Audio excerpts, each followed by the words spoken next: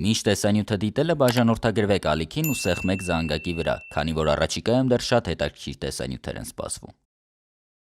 Ողջույն բոլորին։ Ինչքան էլ մենք չէինք ուզում, որ կորոնավիրուսը ներթափանցի Հայաստան, սակայն այդ ամենից խուսափելը այնքան էլ հեշտ չէր, քանի որ խնդիրը կրում է համաշխարհային բնույթ։ Եկեք մի պահ մոռանանք բոլոր մեղադրանքները տարբեր մարդկանց կամ կառույցների նկատմամբ, առողջապահության նախարարի կամ կառավարության, ունենք այն, ինչ ունենք։ Այս պահին ամենակարևորը ճիշտ քայլերի հաջորդականությունն է ու ստեղծված իրավիճակը վերահսկելը, թե չէ մեղադրելով հաստատ ոչ մի արդյունքի չենք հասնի։ Ճիշտ է, թե առողջապահության նախարարը, թե վարչապետը, թե այլ մարդիկ ու կառույցներ անընդհատ իրազեկում են կորոնավիրուսի կանխարգելման եւ վարակման ռիսկը նվազեցնելու մասին տեղեկություններով, սակայն ես նույնպես ցանկացա իմ լսարանին տեղեկացնել այս ամենի մասին։ Վստահ եմ, որ շատերը երբեք չեն մտնի օրինակ առողջապահության համաշխարհային կազմակերպության պաշտոնական կայքը ու կարդան այն տեղեկությունները, որը նրանց անհրաժեշտ է իմանալ։ Այդ պատճառով ես ցանկացա ձեզ ինձ հետևող լսարանին տեղեկացնել ինչ անել վիրուսի տարածման դեպքում վարակման ռիսկը նվազեցնելու մասով։ Եվ այսպես ես ձեզ կտեղեկացնեմ այն կարևորագույն քայլերի մասին, որոնք տեղադրված են առողջապահության համաշխարհային կազմակերպության կայքում։ Ճիշտ է, ես արդեն տեսանյութ պատրաստել եմ այն մասին, թե ինչ է կորոնավիրուսը, սակայն հիմա ուղղակի կարճ ասեմ։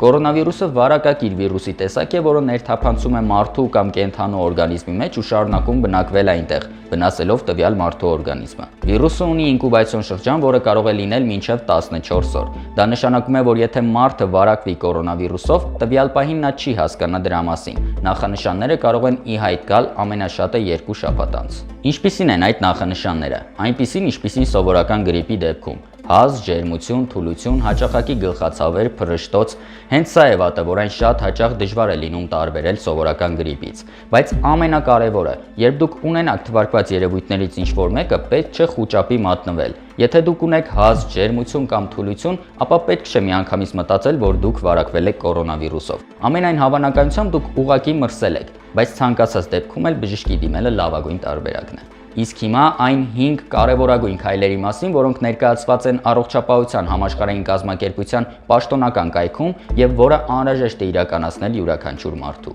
Առաջին, հաճախակի լվացեք ձեռքերը օճառով կամ սպիրտային միջոցներով։ Լվացեք դրսից տուն գալուց հետո կամ դրսից բերված իրերին դիպչելուց հետո, ընդհանրապես օրվա ընթացքում մի քանի անգամ լվացեք ձեր ձեռքերը։ Երկրորդ, հազացող կամ փռշտացող մարդկանց հետ շփումը հասցրեք նվազագույնի։ Եթե դուք գիտեք, որ ձեր ընկերը փռշտում է կամ հազում է, ապա նրա հետ որոշ ժամանակ դադարեցրեք ֆիզիկական շփումը։ Եթե դուք ինքներդ եք հազում կամ փռշտում, ապա հնարավորինս քիչ մարդկանց հետ կոնտակտի մեջ մտեք։ Եթե փողոցում տեսնում եք հազացող կամ փռշտացող մարդու, ապա նրանից գտնվեք առնվազն 1 մետր հեռավորության վրա։ Երրորդ, փորձեք հնարավորինս քիչ դիպչել ձեր դեմքին, աչքերին, բերանին, քանի որ եթե վիրուսը հայտնված լինի ձեր ձեռքի վրա,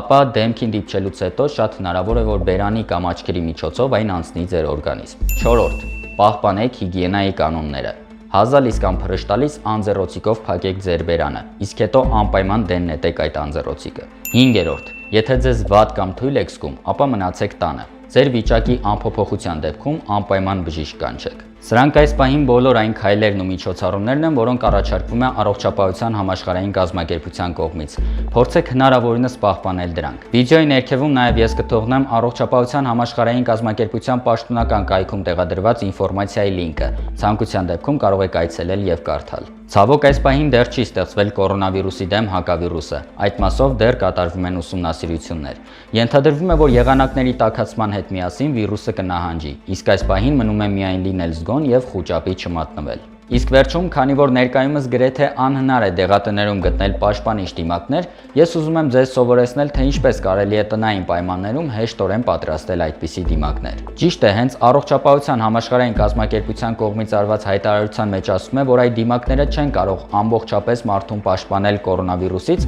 սակայն մարդաշատ վայրեր այցելելիս լավ կլինի, որ կրեք այդպիսի դիմակներ։ Եթե չպաշտպանի, ապա գոնե կնվազեցնի վարակման ռիսկը։ Սակայն միշտ հիշեք, որ դիմակի մեկ անգամյա օգտագործումից հետո անպայման պետք է այն դեն նետել։ Պաշտպանիչ դիմակ պատրաստելու համար մեզ անհրաժեշտ է ահա այս տեսակի անձեռոցիկներից, սովորական ռեզին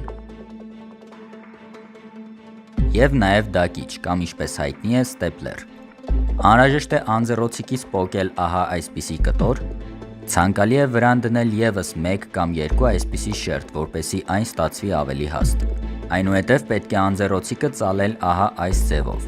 1 անգամ առաջ, 1 անգամ ետ, այսպես մինչև վերջ։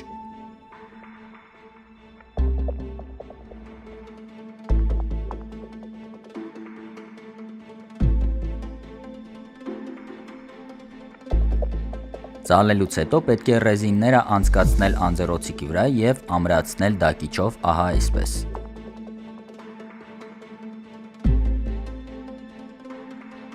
Երկու կողմերից ամրացնելուց հետո պետք է բացել ծալած անձեռոցիկը։ Արդյունքում կստանանք ահա այսպիսի դիմակ։